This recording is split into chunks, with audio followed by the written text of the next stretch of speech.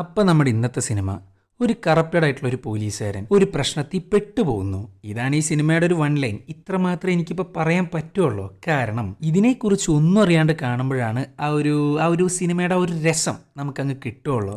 അതുകൊണ്ട് ഞാൻ ഇപ്പോൾ ഒന്നും പറയുന്നില്ല, ഡയറക്റ്റ് ആയിട്ട് എക്സ്പ്ലനേഷനിലോട്ട് കടക്കുകയാണ്. പക്ഷേ എനിക്ക് നൈസായിട്ടൊരു അബദ്ധം പറ്റിയിട്ടുണ്ട്. സംഭവം വേറൊന്നുമില്ല, ഈ സിനിമ സത്യം പറഞ്ഞാൽ വേറൊരു സിനിമയുടെ റീമേക്കാണ്. അതെനിക്ക് അറിയണ്ടായിരുന്നില്ല. ഞാനാണെങ്കിൽ സിനിമയും കണ്ട് സിനിമയുടെ മുക്കാൽ ഭാഗത്തോളം റെക്കോർഡും ചെയ്ത് വീഡിയോ എഡിറ്റ് ആക്കാനിരിക്കുമ്പോഴാണ് ഈ ഒരു കാര്യം ഞാൻ അറിയുന്നത്.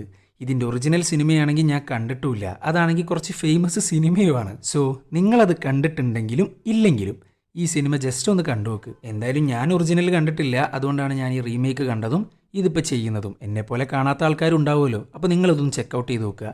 അപ്പോൾ ഞാൻ കൂടുതലൊന്നും പറയുന്നില്ല, നേരെ സിനിമയിലേക്ക് കിടക്കാം.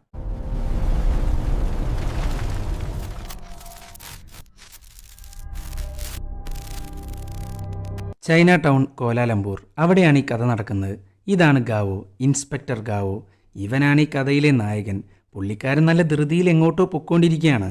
ഇതേ സമയം ഒരു പബ്ബാണ് കാണിക്കുന്നത്. അവിടെയാണെങ്കിൽ മണി ലോണ്ടറിംഗ് ആണ് അരങ്ങേറുന്നത്. അത് ചെയ്യുന്ന വേറെ ആരുമല്ല, ഹേൻ എന്ന പോലീസുകാരനാണ്. അതും നായകനായ ഗാവോടെ ഒത്താശയോടുകൂടെ. ചുരുക്കി പറഞ്ഞ ഇൻസ്പെക്ടർ ഗാവോ അതേപോലെ ഹേൻ രണ്ടുപേരും നല്ല ഒന്നാം നമ്പർ കറപ്റ്റഡ് പോലീസുകാരാണ്. അത് മാത്രമല്ല, ഹാൻ ഗാവോടെ ഉറ്റ സുഹൃത്താണ്. അങ്ങനെ ഇരിക്കുമ്പോഴാണ് ഹാൻ ഗാവോക്ക് അങ്ങ് ഫോൺ ചെയ്യുന്നത്.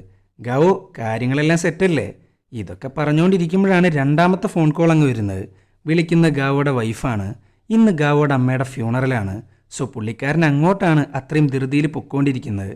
ഈ സമയത്താണ് ബാക്കിയുള്ള പോലീസുകാർ ചേർന്ന് അതേ പബ്ബങ്ങ് റെയ്ഡ് ചെയ്യുന്നത്. ഇത് കണ്ടേക്ക് ഹാനാണെങ്കിൽ വേഗം തന്നെ ഗാവോക്ക് വിളിക്കുന്നു. ഒരു വശത്ത് തൻ്റെ അമ്മയുടെ ഫ്യൂണറൽ, മറുവശത്ത് തൻ്റെ കള്ളക്കളികൾ. ഗാവോ ആകെ ടെൻഷനാവുന്നു. പെട്ടെന്നാണ് ഒരു പട്ടി അങ്ങ് ഫ്രണ്ടിലോട്ട് ചാടുന്നത്. ഇത് കണ്ടേക്ക് ഇങ്ങേരാണെങ്കിൽ വണ്ടി അങ്ങ് വെട്ടിക്കുന്നു. പെട്ടെന്നാണ് ഒരാളുടെ ദേഹത്തോട്ട് കാറങ്ങ് ഇടിച്ചു കയറുന്നത്.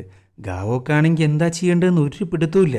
അമ്മ മരിച്ച സങ്കടത്തിലാണെങ്കിൽ രണ്ടെണ്ണം അടിച്ചിട്ടുമുണ്ട്. സോ എങ്ങാനും കേസ് വന്നാൽ ഇയാൾ എന്തായാലും തൂങ്ങും.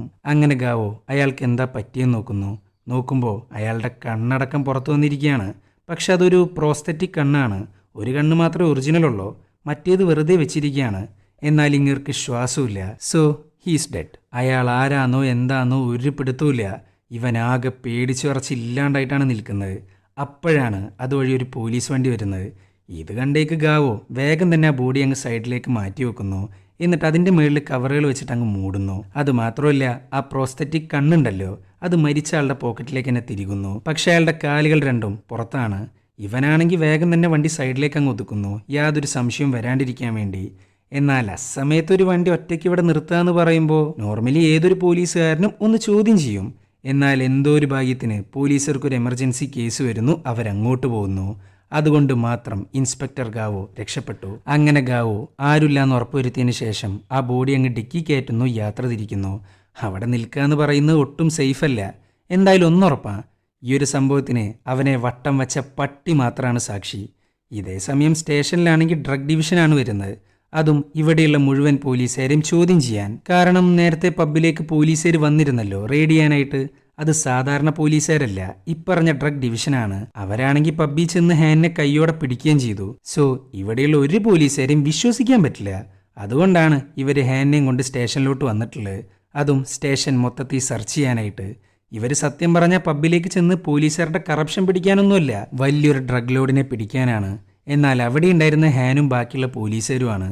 സോ ഇവരുടെ ഒത്താശയോടെ ഡ്രഗ് ലോഡ് രക്ഷപ്പെടാൻ സാധ്യതയുണ്ട് എന്നൊരു സംശയത്താലാണ് ഇവർ സ്റ്റേഷനിലോട്ട് വന്നിട്ടുള്ളത്. അങ്ങനെ സ്റ്റേഷൻ മൊത്തം പരിശോധിക്കുന്നു. അപ്പോഴാണ് ഗാവോയുടെ ലോക്കർ കാണുന്നത്. അതാണെങ്കിൽ പൂട്ടി വെച്ചിരിക്കുകയാണ്. എന്നാൽ അതൊന്നും ഇവരെ ബാധിക്കുന്ന കാര്യമല്ല. ഗാവോയുടെ പ്രസൻസ് ഇല്ലെങ്കിൽ കൂടെ അവരത് ചെക്ക് ചെയ്യും. ഇതേ സമയം ഗാവോ ആണെങ്കിൽ ചെക്കിങ്ങിലോട്ടാണ് കയറി ചെല്ലുന്നത്. വണ്ടി നോക്കാൻ വന്ന കോൺസ്റ്റബിളിനാണെങ്കിൽ അടുത്തേക്ക് ചെന്നപ്പോൾ തന്നെ ഗാവോ അടിച്ച ബ്രാൻഡിൻ്റെ മണം വരെ കിട്ടി. ഗാവോ ആണെങ്കിൽ എനിക്ക് തിരക്കുണ്ട്, അമ്മയുടെ ഫ്യൂണറലാണ്, വേഗം പോകണം എന്നൊക്കെ കുറേ പറയുന്നുണ്ട്. പക്ഷെ ആര് കേൾക്കാൻ? കുടിച്ചിട്ടാണ് വന്നിട്ടുള്ളത്. ഇതേപോലെയുള്ള കുടിയന്മാർ മന്ത്രിയാണെന്ന് വരെ പറഞ്ഞു കളയും.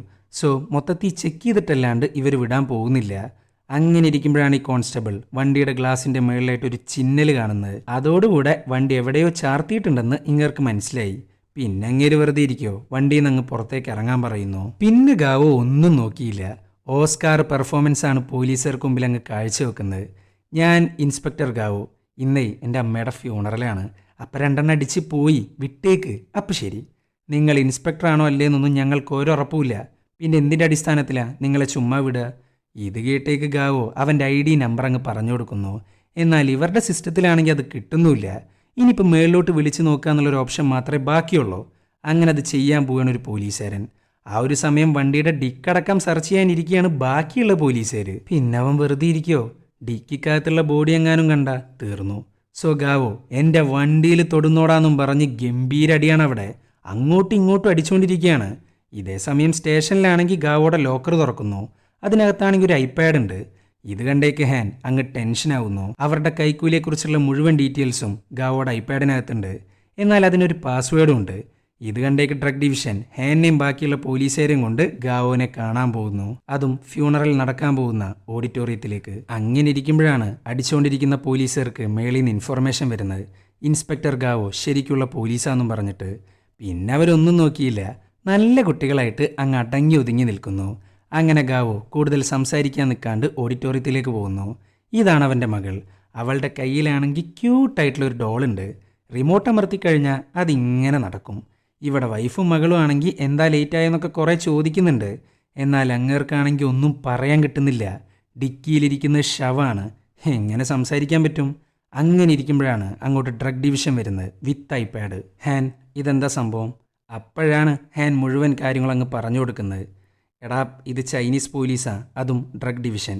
ഇവരേതോ ഇൻ്റർനാഷണൽ ക്രിമിനലിനെ തേടിയിട്ടാണ് പബ്ബിലെത്തിയത്. അവിടെ പിന്നെ നമ്മുടെ ആൾക്കാരായിരുന്നല്ലോ. സോ ആ ഡ്രഗ് ഡീലർ നമ്മുടെ ആളാണ് അവർക്ക് നല്ല സംശയമുണ്ട്. അങ്ങനെ ഡ്രഗ് ഡിവിഷൻ ഐപാഡ് അങ്ങ് കൊടുക്കുന്നു. എന്നിട്ട് പാസ്വേഡ് അടിക്കാൻ പറയുന്നു. അത് അടിച്ചു കൊടുക്കാന്നല്ലാണ്ട് വേറെ ഓപ്ഷനുമില്ല. അങ്ങനെ പാസ്വേഡ് അടിക്കുന്നു. കറപ്ഷനെക്കുറിച്ചുള്ള മുഴുവൻ ഡീറ്റെയിൽസും കിട്ടുന്നു. പക്ഷേ ഗാവോയുടെ അമ്മയാണ് മരിച്ചിരിക്കുന്നത്. ഒരൊറ്റ കാരണം കൊണ്ട് ഫ്യൂണറൽ കഴിഞ്ഞതിന് ശേഷം സ്റ്റേഷനിൽ ഹാജരാവാനാണ് ഡ്രഗ് ഡിവിഷൻ പറയുന്നത്. ചുരുക്കി പറഞ്ഞാൽ ചെറിയൊരളവ്. അങ്ങനെ എല്ലാവരും തിരിച്ചു പോകുന്നു. അങ്ങനെ തൻ്റെ അമ്മയുടെ ചടങ്ങുകൾ ആരംഭിക്കുന്നു. ഇവരുടെ വിശ്വാസം അനുസരിച്ച് മരിച്ച ആൾക്ക് എന്തെങ്കിലും ഗിഫ്റ്റ് കൊടുക്കണം. അതായത് ഓർമ്മക്കായിട്ട് അവരുടെ പെട്ടിയിൽ എന്തെങ്കിലും വെക്കുക. അങ്ങനെ അതിൻ്റെ ഭാഗമായിട്ടൊരു മാലയാണ് ഗാവോയുടെ വൈഫ് അങ്ങ് വെച്ചു കൊടുക്കുന്നത്. അങ്ങനെ പെട്ടി മൂടാൻ ആരംഭിക്കുന്നു. ആണികൾ അടിച്ചിട്ടാണ് ഈ പെട്ടി അങ്ങ് മൂടുന്നത്. ഈ സമയത്താണ് ഹാൻ അങ്ങ് മെസ്സേജ് അയക്കുന്നത്. എടാ ഡ്രഗ് ഡിവിഷന് നിൻ്റെ കാറൊന്ന് ചെക്ക് ചെയ്യണോ അത്രേ. കാറിനകത്ത് എന്തേലും ഉണ്ടെങ്കിൽ ഇപ്പം തന്നെ മാറ്റിയേക്ക്. ഞങ്ങളിത് അങ്ങോട്ട് തിരിച്ചു വരുന്നുണ്ട്. ഇത് കണ്ടേക്ക് ഇങ്ങേരാണെങ്കിൽ വേഗം തന്നെ ചടങ്ങുകൾ അങ്ങ് തീർക്കുന്നു. എത്രയും പെട്ടെന്ന് ആ ശവം ഡിക്കിക്കകത്തുനിന്ന് മാറ്റണം. പക്ഷെ എങ്ങോട്ട്? അപ്പോഴാണ് ആ ബിൽഡിങ്ങിനകത്ത് ഒരു വെൻറ്റ് കാണുന്നത്. അതാണെങ്കിൽ പുറത്തേക്കാണ് പോയിട്ടുള്ളത്. അത് കണ്ടേക്ക് പുള്ളിക്കാരന് ഒരു ഐഡിയ തോന്നുന്നു. അവൻ വേഗം തന്നെ പുറത്തേക്ക് പോകുന്നു. ശവത്തിൻ്റെ മേളിലൊരു കയറ് കെട്ടുന്നു. കയറിൻ്റെ അറ്റത്തായിട്ട് മകളുടെ പാവയെ കെട്ടുന്നു. എന്നിട്ട് ചില്ലറ പൈസയും വെച്ച് ആ വെൻറ്റും തുറന്ന് അയാളുടെ ശവം അതിനകത്തോട്ടങ്ങിടുന്നു. ഇടാന്ന് മാത്രമല്ല പുറത്തുള്ള ബലൂണും കൊണ്ട് അകത്തോട്ട് കയറുന്നു. എന്നിട്ട് അവിടെയുള്ള സെക്യൂരിറ്റിക്ക് കുറച്ച് ക്യാഷാണ് കൈമാറുന്നത്. അതായത് കൈക്കൂലി. നാളെയാണ് അടക്കം. അതുവരെ ഈ അമ്മയുടെ ബോഡി ഈ ഓഡിറ്റോറിയത്തിലായിരിക്കും. എന്നാൽ സെക്യൂരിറ്റി റീസൺസ് കാരണം രാത്രി ബന്ധുക്കൾക്ക് പോലും അകത്ത് നിൽക്കാൻ പാടില്ല. രാവിലെ വരിക, ചടങ്ങുകൾ ആരംഭിക്കുക, മറവ് ചെയ്യുക. ഇതാണ് അവിടുത്തെ ഒരു രീതി. ഇതിനാണ് സെക്യൂരിറ്റിക്ക് പൈസ കൊടുക്കുന്നത്. എനിക്ക് എൻ്റെ അമ്മയുടെ കൂടെ കുറച്ച് നേരം കൂടി ഇരിക്കണം. ഇത് കേട്ടേക്ക് ആ സെക്യൂരിറ്റി ആണെങ്കിൽ ആ കൈക്കൂലിയും വാങ്ങി അങ്ങ് സമ്മതിക്കുന്നു. പക്ഷെ 1 മണി വരെയാണ് സമയം. അത് കഴിഞ്ഞാൽ പുറത്തു പോകണം. ഇല്ലാന്നുണ്ടെങ്കിൽ അങ്ങേരുടെ ജോലി പോവും. അങ്ങനെ ആ സെക്യൂരിറ്റി പോകുന്നു. ഇനിയാണ് ഇൻസ്പെക്ടർ ഗാവോൻ്റെ കളി. പുള്ളിക്കാരൻ ബലൂണും കൊണ്ട് വന്നിട്ടുള്ളത് അവിടുത്തെ CCTV മറക്കാനാ. ഇനി ഇവിടെ നടക്കുന്നത് ഒരാളും കാണാൻ പോകുന്നില്ല. അങ്ങനെ ഗാവോ തൻ്റെ അമ്മയോടൊരു ക്ഷമയും പറഞ്ഞ് അങ്ങ് ആരംഭിക്കുന്നു. ഇവനൊരു ചെയറും കൊണ്ട് വെൻ്റ് തുറക്കാനാ നോക്കുന്നത്. എന്നാൽ എത്തുന്നില്ല.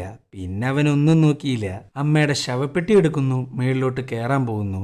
പക്ഷെ ഷൂ അല്ലേ, ബഹുമാനിക്കണ്ടേ. സോ ഷൂവും മാറ്റി അതിൻ്റെ മേളിൽ അങ്ങ് കയറി നിൽക്കുന്നു. വെൻ്റ് തുറക്കുന്നു. ഇനിയാണ് മകളുടെ ഡോളിൻ്റെ റോള്.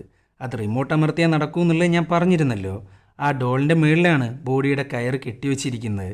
ബോഡിയാണെങ്കിൽ ഒരു അറ്റത്താണ്. അത് വലിച്ചെടുക്കണമെന്നുണ്ടെങ്കിൽ കയർ ഇങ്ങോട്ടെത്തണം. അതിനാണ് റിമോട്ട് അമർത്തിയാൽ നടക്കുന്ന ഡോള്. അങ്ങനെ ഡോള് പതുക്കെ പതുക്കെ നടക്കാൻ ആരംഭിക്കുന്നു. ഇതാണെങ്കിൽ കുട്ടി കരയുന്ന മാരക ശബ്ദങ്ങൾ ഉണ്ടാക്കിയിട്ടാണ് നടക്കുക. അവിടെ വർക്ക് ചെയ്യുന്ന സ്വീപ്പേഴ്സ് ആണെങ്കിൽ പേടിച്ചിരിക്കുകയാണ്. ഒന്നാമത് കർമ്മം ചെയ്യുന്ന സ്ഥലമാണ്. അപ്പം പിന്നെ പേടിക്കാണ്ടിരിക്കുമോ? സോ ഇവർ വേഗം തന്നെ സെക്യൂരിറ്റിയോട് കാര്യം പറയുന്നു. അയാളാണെങ്കിൽ 1 മണി വരെയാണ് സമയം കൊടുത്തിട്ടുള്ളത്. ഇവിടെ ഇങ്ങേരാണെങ്കിൽ ഷൂലേസ് ഉപയോഗിച്ച് പെട്ടിയുടെ മേളിലുള്ള ആണി അങ്ങ് ഊരി മാറ്റുന്നു. ചുരുക്കി പറഞ്ഞാൽ തൻ്റെ അമ്മയുടെ ശവപ്പെട്ടിയിൽ അയാളുടെ ബോഡി ഒളിപ്പിക്കാനാണ് ഗാവോയുടെ പ്ലാൻ. ഇതിനാണ് ആദ്യമേ അമ്മയോട് ഒരു സോറിയും പറഞ്ഞങ്ങ് തുടങ്ങിയത്. അല്ലാണ്ട് അയാൾക്ക് മുമ്പിൽ വേറെ ഓപ്ഷൻ ഇല്ല. ഇതിൻ്റെ ഇടയിലാണ് ഡോളിൻ്റെ ബാറ്ററി അങ്ങ് തീരുന്നത്. സോ അത് വലിച്ചെടുക്കണം. അങ്ങനെ ഗാവോ അമ്മയുടെ ഓർമ്മയ്ക്കായിട്ട് കൊടുത്ത മാലയങ്ങ് എടുക്കുന്നു, അതുകൊണ്ട് വലിച്ചെടുക്കുന്നു. സോ കയറ് കിട്ടി. ഇനി ഈ കയറ് കൊണ്ട് ബോഡി ഇങ്ങോട്ട് എത്തിക്കണം. 1 മണി ആവാനായിട്ടുണ്ട്. സോ സമയമില്ല. എത്രയും വേഗം കാര്യങ്ങളെല്ലാം തീർക്കണം. അങ്ങനെ ഒരു വിധത്തിൽ ബോഡി എടുക്കുന്നു, അമ്മയുടെ കൂടെ കിടത്തുന്നു, പെട്ടി അടക്കുന്നു. പക്ഷെ അതുകൊണ്ടായില്ല, ആണി കൊണ്ടാണ് അടച്ചിട്ടുണ്ടായിരുന്നത്. സോ ആണികളെല്ലാം തിരിച്ചു കയറ്റണം. പിന്നെ അവൻ വെറുതെ ഇരിക്കുമോ? ഷൂ എടുക്കുന്നു, അടിച്ചടിച്ച് ആണിയുടെ കാര്യത്തിൽ ഒരു തീരുമാനമാക്കുന്നു. അങ്ങനെ എല്ലാം സേഫ്. എല്ലാം സേഫായതിൻ്റെ ആശ്വാസത്തിലൊന്ന് ശ്വാസം വിടുമ്പോഴാണ് അയാൾ ആ ശബ്ദം അങ്ങ് കേൾക്കുന്നത്. മരിച്ചവൻ്റെ ഫോൺ പെട്ടിക്കകത്ത് കിടന്ന് റിങ് ചെയ്യുന്നു. അതിനി തുറന്നെടുക്കുക എന്ന് പറയുന്നത് നടക്കുന്ന കാര്യമില്ല. സെക്യൂരിറ്റി ആണെങ്കിൽ വന്നുകൊണ്ടിരിക്കുകയാണ്.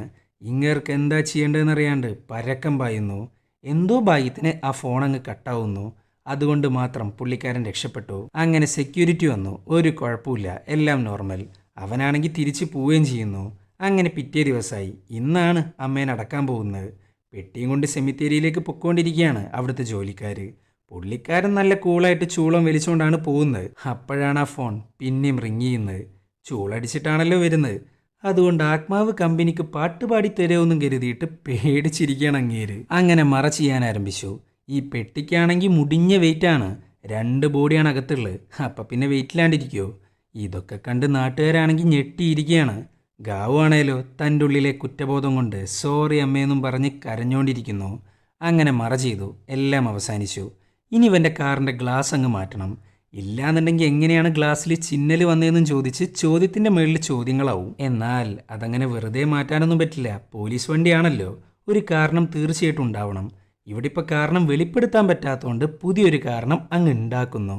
ഇവൻ്റെ വണ്ടിയും കൊണ്ട് മറ്റൊരു പോലീസ് വണ്ടിയുടെ പുറകിലായിട്ട് അങ്ങ് ഇടിക്കുന്നു. എന്നിട്ട് ഓസ്കാർ പെർഫോമൻസ് ആണ് കാഴ്ചവെക്കുന്നത്. സോ വണ്ടിയുടെ ചില്ല് മുതൽ ബമ്പർ വരെ എല്ലാം റീപ്ലേസ് ചെയ്തു, 5ൻ്റെ പൈസ കൊടുക്കാണ്ട്.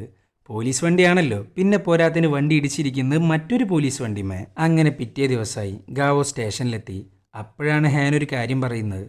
മോനെ ഗാവോ, നീയാൾ കൊള്ളാലോ. സത്യം പറയടാ, ഡ്രഗ് ഡിവിഷനിലെ ചാങ്മിൻ എന്ന ഓഫീസറും നീയും തമ്മിൽ എന്താ ബന്ധം? ചാങ്മിന? അതാര്? എടാ, നമ്മുടെ കൈക്കൂലി കേസ് ഉണ്ടല്ലോ, അതിപ്പോൾ ചാങ്മിൻ ഒതുക്കി തന്നു. അയാൾക്ക് എന്താ നിന്നെ അറിയാന്നാ, പരിചയമുണ്ടെന്നാ, അങ്ങനെ എന്തൊക്കെയോ പറഞ്ഞു എന്നാ മേളിന്നറിഞ്ഞത്. ഇത് കേട്ടിട്ട് ഇങ്ങേരാണെങ്കിൽ ഞെട്ടിയിരിക്കുകയാണ്. ആരാണ് ഈ ചാങ്മിൻ എന്നൊന്നും അങ്ങേർക്കറിയില്ല. അങ്ങനെ ഇരിക്കുമ്പോഴാണ് സ്റ്റേഷനിലൊരു മീറ്റിംഗ് വെക്കുന്നത്. ഡ്രഗ് ഡിവിഷനും സാധാ പോലീസുകാരും കൂടെയുള്ളൊരു മീറ്റിംഗ്. ഡ്രഗ് ഡിവിഷൻ തെരഞ്ഞുകൊണ്ടിരിക്കുന്ന ഇൻ്റർനാഷണൽ ഡ്രഗ് ഡീലറിനെ കുറിച്ച് സംസാരിക്കാനാണ് ഈ മീറ്റിംഗ് വെച്ചിട്ടുള്ളത്. ഇതാണ് പാർക്ക്. ഹോട്ടൽ, പബ്ബുകൾ, അങ്ങനെ ധാരാളം ബിസിനസ് ഉണ്ട് ഈ പാർക്കിൻ്റെ പേരിൽ. എന്നാൽ മയക്കുമരുന്ന് കച്ചവടത്തിന് വേണ്ടിയിട്ടുള്ള ഒരു മറ മാത്രമാണ് ഇയാൾക്ക് ഈ ബിസിനസ് എല്ലാം. ഈ പാർക്കാണ് ഇവരന്വേഷിച്ചുകൊണ്ടിരിക്കുന്ന സാക്ഷാൽ ഡ്രഗ് ലോഡ്. ഇങ്ങർക്കൊരു വലങ്കൈയുണ്ട്, ഹാഫ് ചൈനീസ് ഹാഫ് ഇന്ത്യൻ. അതാണ് ചാങ്. അവൻ്റെ ഫോട്ടോ കണ്ട് ഞെട്ടിത്തരിച്ചില്ലാണ്ടായിട്ടാണ് ഗാവോ ഇരിക്കുന്നത്. ഇന്നലെ രാത്രി വണ്ടി കയറ്റി കൊന്നില്ലേ, അതേ ചാങ്ങിനെക്കുറിച്ചാണ് പറഞ്ഞുകൊണ്ടിരിക്കുന്നത്. അയാൾ ഇന്നലെ രാത്രി പബ്ബിൽ വരാൻ നല്ല ചാൻസ് ഉണ്ടായിരുന്നു. അങ്ങനെയാണ് ഡ്രഗ് ഡിവിഷൻ അങ്ങോട്ടെത്തുന്നതും ഹാനെ കൈയോടെ പിടിക്കുന്നതും. ചുരുക്കി പറഞ്ഞ ദി എൻറ്റയർ നാർക്കോട്ടിക് ഡിപ്പാർട്ട്മെൻറ്റ് അവനെ തെരഞ്ഞുകൊണ്ടിരിക്കുകയാണ്. ഇവൻ കാരണം അയാളെങ്ങാനും തട്ടിപ്പോയി എന്നറിഞ്ഞാൽ കാര്യങ്ങളെല്ലാം കയ്യിൽ നിന്ന് പോവും. അങ്ങനെ ബാക്കിയുള്ള പോലീസുകാർ ചേർന്ന് ചാങ്ങിൻ്റെ താവളം കണ്ടുപിടിച്ചു. സിറ്റിയിലെ തന്നെ പഴയൊരു ഗ്യാരേജാണ് പുള്ളിക്കാരൻ്റെ മെയിൻ താവളം. പോലീസുകാർ ഫുള്ള് ഗണ്ണുമായിട്ടാണ് അങ്ങോട്ട് പോകുന്നത്. എന്നാൽ ഗാവോക്കാണെങ്കിൽ യാതൊരു കൂസലുമില്ല. അവിടെ ചെന്നിട്ട് കാര്യമില്ല എന്ന് അങ്ങേർക്കറിയാലോ. അങ്ങനെ ഈ സമയത്താണ് അവനെ വട്ടം വെച്ച അതേ പട്ടീനെ ആ ഗ്യാരേജിൽ കാണുന്നത്. ആ പട്ടിയാണെങ്കിൽ ഇവനെ കണ്ടതും ഗ്യാരേജിൻ്റെ ബാക്കിലോട്ടാണ് പോകുന്നത്. അങ്ങനെ ഗാവോ ബാക്കിയുള്ള പോലീസുകാർ കാണാണ്ട് അതിനെ ഫോളോ ചെയ്യുന്നു. അങ്ങനെ ആ പട്ടി അവനെ കൊണ്ട് എത്തിക്കുന്നത് ഗ്യാരേജിൻ്റെ പുറകിലോട്ടാണ്. അവിടെയാണെങ്കിൽ വലിയൊരു ഹൈവേ ആണ്. അതും ഇന്നലെ രാത്രി ഗാവോ ചാങ്ങിനെ വണ്ടി കയറ്റിക്കൊന്ന അതേ ഹൈവേ. ഗാവോയുടെ കാറിൻ്റെ ടയർ പ്രിൻ്റ് ഇപ്പോഴും ഉണ്ട് അവിടെ. ഈ സമയത്താണ് ഒരു പോലീസ് വണ്ടി അങ്ങോട്ട് വരുന്നത്. ഒരു കോൺസ്റ്റബിളാണ് വരുന്നത്. അയാൾ വന്നിട്ട് പറയുന്നത് ഞെട്ടിക്കുന്ന കാര്യങ്ങളാണ്. സാറേ, കുറച്ചു മുമ്പ് ഒരു ഇൻഫോർമേഷൻ കിട്ടി.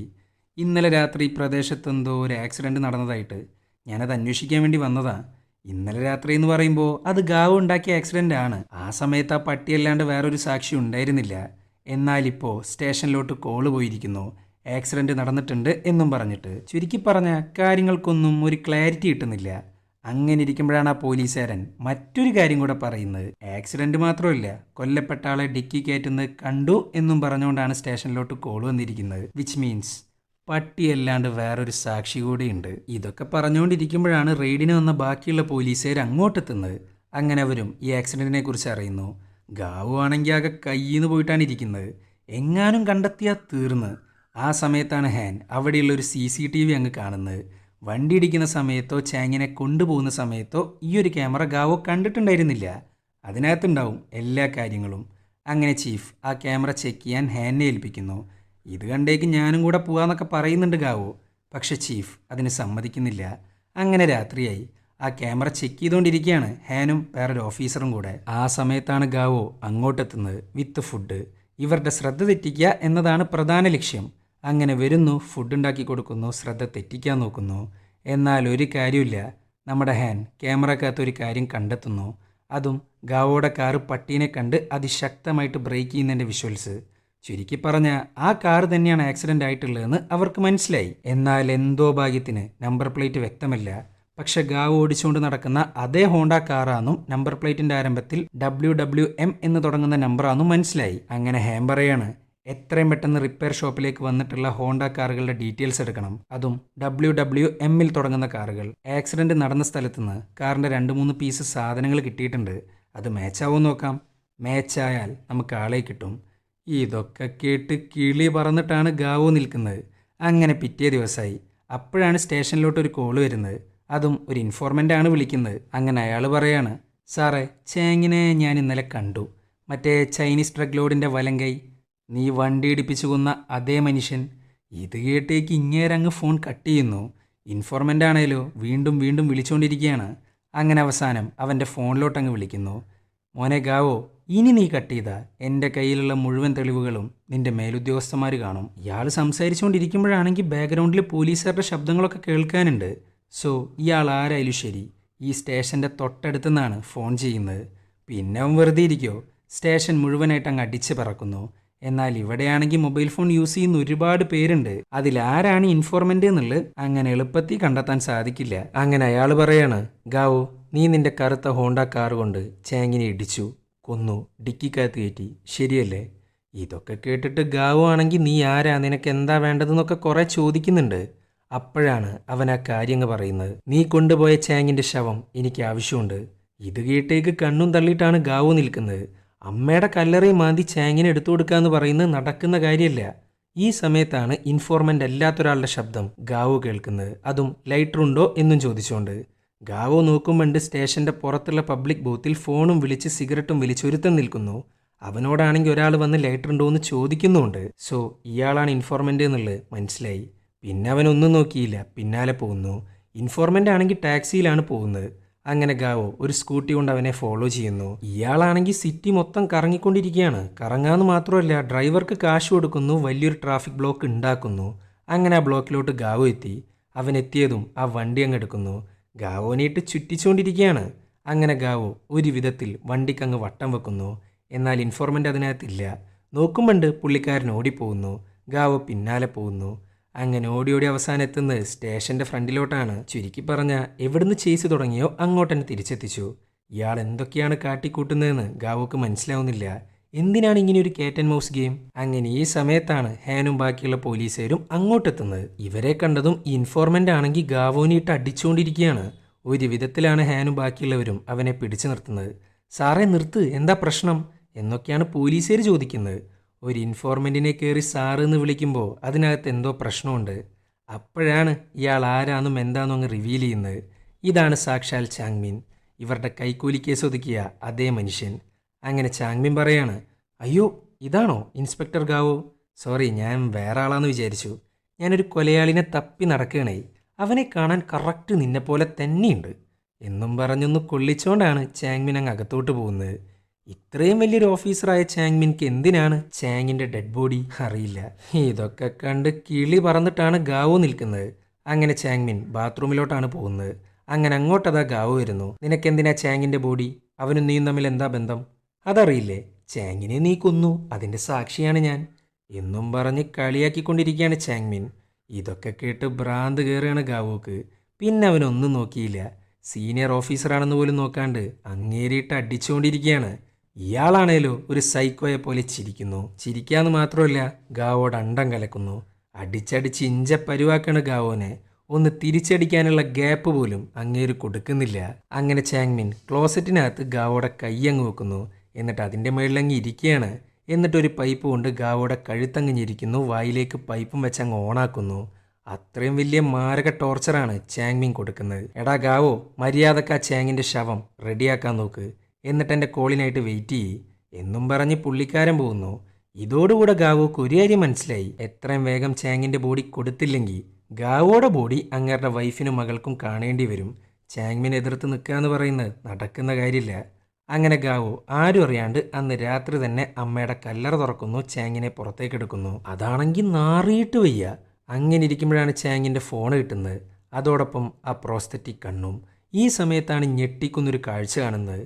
ചാങ്ങിൻ്റെ നെഞ്ചിലായിട്ട് ബുള്ളറ്റ് കൊണ്ട പാടുകളുണ്ട്.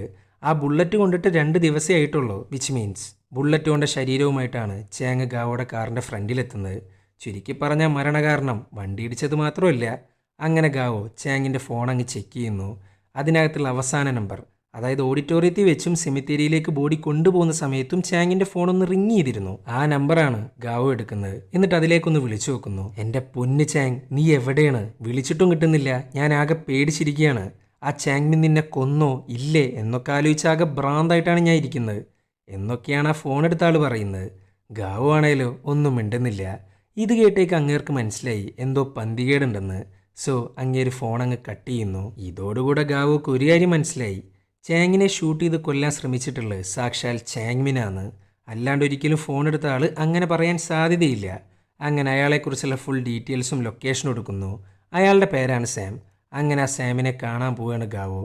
ആ സമയത്താണ് ഹാനൊരു ഫയൽ കിട്ടുന്നത്, അതും ആക്സിഡൻറ്റ് നടന്ന ദിവസത്തിലെ പോലീസ് ചെക്കിംഗ് ഫയൽ. അന്ന് രാത്രി ഗാവോ ഒരു ചെക്കിങ്ങിനകത്ത് കുടുങ്ങിയിട്ടുണ്ടായിരുന്നല്ലോ. ആ ലൊക്കേഷനും ആക്സിഡൻറ്റ് നടന്ന ലൊക്കേഷനും തമ്മിൽ അധികം ഡിഫറൻസ് ഒന്നുമില്ല.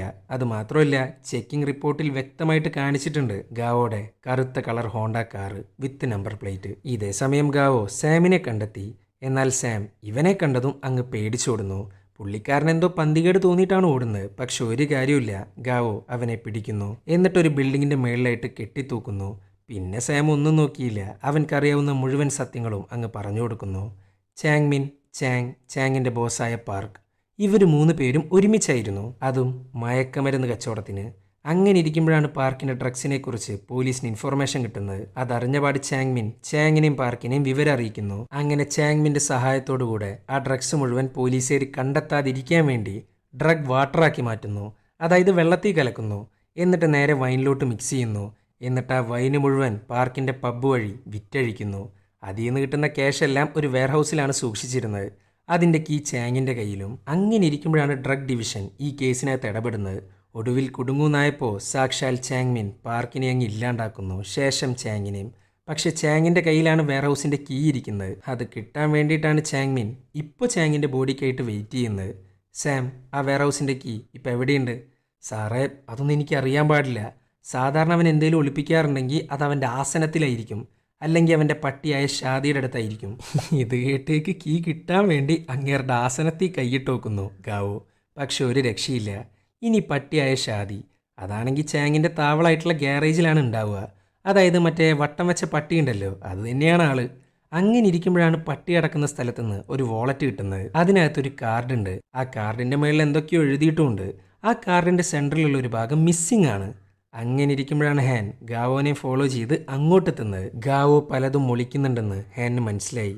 അങ്ങനെ ഗാവോ ഹാനോട് സത്യങ്ങളെല്ലാം തുറന്നു പറയുന്നു. കീ കിട്ടാൻ വേണ്ടി ചാങ്ങിനെ കൊല്ലാൻ നോക്കി. എന്നാൽ ചാങ് വെടികൊണ്ട് നേരെ ഓടി വന്ന് ഒരു പോലീസ് വണ്ടിയുടെ ഫ്രണ്ടിലോട്ടായിരുന്നു. അതുകൊണ്ടാണ് ചാങ്മിൻ തൽക്കാലത്തിന് ഒതുങ്ങിയിരിക്കുന്നത്. ഇല്ലെങ്കിൽ പണ്ടേക്ക് പണ്ടേ അങ്ങേര് കാര്യവും തീർത്ത് കീ കൊണ്ട് രക്ഷപ്പെട്ടായിരുന്നു. ഇതൊക്കെ കേട്ടേക്ക് ഹാൻ ഒരു തീരുമാനം എടുത്തു. തൻ്റെ ഉറ്റ സുഹൃത്തിനു വേണ്ടി ഇതെല്ലാം അങ്ങ് ഏറ്റെടുക്കുക. ഹാനിന് ഭാര്യയില്ല, മകളില്ല, ആരുമില്ല. പക്ഷെ ഗാവോയുടെ കാര്യം അങ്ങനെയല്ല. ഇതെങ്ങാനും പിടിക്കപ്പെട്ട അവൻ്റെ ലൈഫിനെ മാത്രമല്ല ബാധിക്കുക. അതുകൊണ്ട് മാത്രം ഹാൻ അതങ്ങ് ഏറ്റെടുക്കാൻ തയ്യാറാവുന്നു. ഗാവോ ആണേലോ വേണ്ട എന്നൊരു 100 പ്രാവശ്യം പറയാണ്. പക്ഷെ ഹാൻ ഉറപ്പിച്ചിട്ട് തന്നെയാണ്.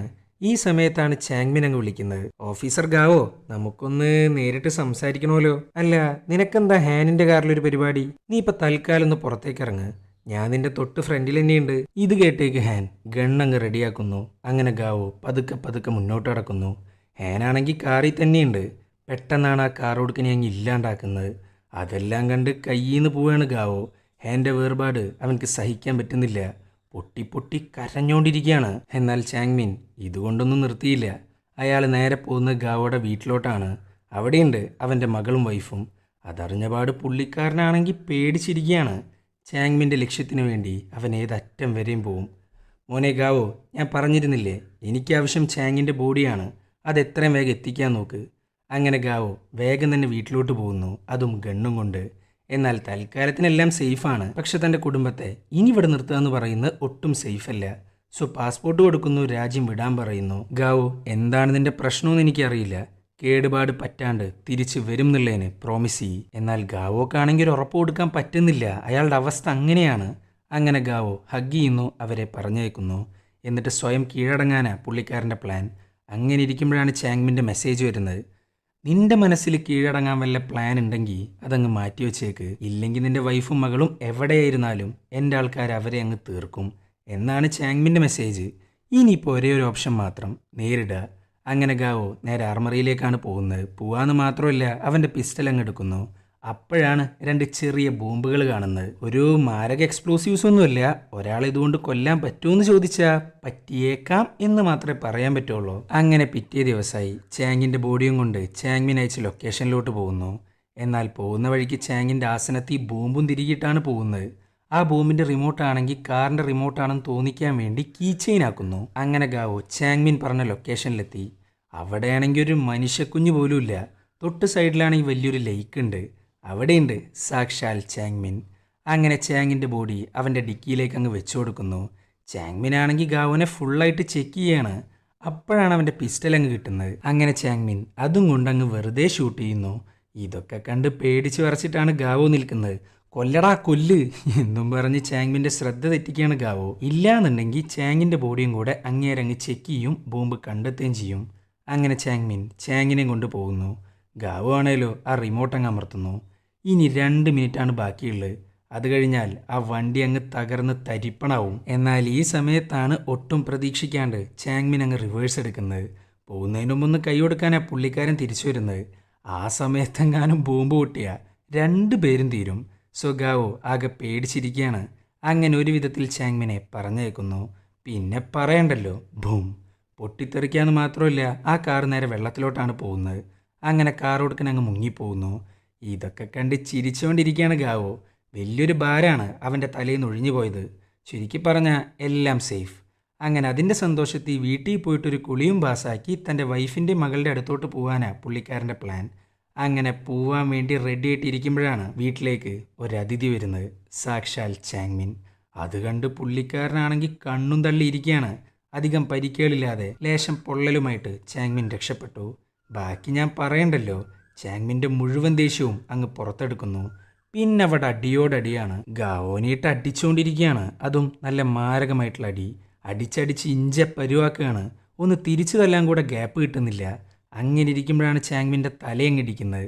പക്ഷെ ചാങ്മിൻ വിട്ടുകൊടുക്കുന്നില്ല. ഗാവോയുടെ തലയ്ക്കും ഒന്നങ്ങ് കൊടുക്കുന്നു. 2 പേർക്കും ഒട്ടും വയ്യ. എഴഞ്ഞെഴഞ്ഞാണ് നടക്കുന്നത്. ഈ സമയത്താണ് ഗാവോയുടെ ഗണ്ണ് കാണുന്നത്. അതാണെങ്കിൽ ഒരു ആണിയുടെ മേളിൽ കുടുങ്ങിയിരിക്കുകയാണ്. അതെടുക്കാനുള്ള തന്ത്രപ്പാടിലാണ് 2 പേരും. പെട്ടെന്നാണ് ആണിയുടെ ഇടപെട്ട് ആ ഗണ്ണങ്ങ് പൊട്ടുന്നത്, അതും ചാങ്മിൻ്റെ നെഞ്ചത്തോട്ട്. അതോടുകൂടെ അയാളുടെ കാര്യത്തിലൊരു തീരുമാനമായി. ഇൻസ്പെക്ടർ ഗാവോ ബാക്കിയുള്ള പോലീസുകാരോട് സത്യങ്ങളെല്ലാം തുറന്നു പറയുന്നു. പക്ഷെ ഇതൊക്കെ പുറത്തറിഞ്ഞ എൻ്റെ ഡിപ്പാർട്ട്മെൻറ്റിനാണ് നാണക്കേട്. സോ എല്ലാ സത്യങ്ങളും കുഴിച്ചു മൂടുന്നു. അതുമാത്രമല്ല, ഗാവോ പോലീസിൽ നിന്ന് റിസൈൻ ചെയ്തു. അങ്ങനെ എല്ലാം അവസാനിച്ചു. തൻ്റെ ഉള്ളിലെ കുറ്റബോധം കാരണം അവൻ്റെ അമ്മയുടെ കല്ലറ പുതുക്കി പണിതു. അങ്ങനെ ഇരിക്കുമ്പോഴാണ് ചാങ്ങിൻ്റെ കണ്ണിൻ്റെ ഉള്ളിലായിട്ട് ചെറിയൊരു ചിപ്പ് കാണുന്നത്. അവൻ്റെ ഗ്യാരേജിൽ നിന്ന് കിട്ടിയ കാർഡിൻ്റെ സെൻറ്ററിലും ഒരു സാധനം മിസ്സിംഗ് ആയിരുന്നു. ആ സാധനമാണ് ഇത്. അങ്ങനെ ആ കാർഡിനകത്തുള്ള അഡ്രസ്സിലോട്ട് പോകുന്നു. ഈ ചിപ്പ് അങ്ങ് കൊടുക്കുന്നു. എന്നിട്ട് അതും സ്കാൻ ചെയ്ത് ഒരു കീ ഗാവോയുടെ കയ്യിലോട്ടങ്ങ് വെച്ച് കൊടുക്കുന്നു. അതും പൈസ സൂക്ഷിച്ചിരിക്കുന്ന വെയർ ഹൗസിൻ്റെ കീ. പിന്നെ പറയണ്ടല്ലോ, എന്തിനു വേണ്ടിയിട്ടാണോ ചാങ്മിൻ ചാങ്ങിനെ കൊന്നത്, ഗാവോനെ കൊല്ലാൻ നോക്കിയത്, അതെല്ലാം ഇനി സാക്ഷാൽ ഗാവോയുടെ കയ്യിൽ ഭദ്രമായിരിക്കും. കെട്ടുകണക്കിന് ക്യാഷാണ് പുള്ളിക്കാരൻ്റെ കയ്യിലോട്ട് വന്നിരിക്കുന്നത്. അപ്പോൾ പിന്നെ ബാക്കി ഞാൻ പറയേണ്ട ആവശ്യമില്ലല്ലോ. അർമാദം. ഈ ഒരു പോയിന്റ് വെച്ചിട്ടാണ് ഈ ഒരു സിനിമ അങ്ങ് അവസാനിക്കുന്നത്. അപ്പോൾ വീഡിയോ ഇഷ്ടപ്പെട്ടാൽ ലൈക്ക് ചെയ്യുക. കൂടുതൽ വീഡിയോകൾക്കായി ചാനൽ സബ്സ്ക്രൈബ് ചെയ്യുക. അപ്പോൾ ബൈ.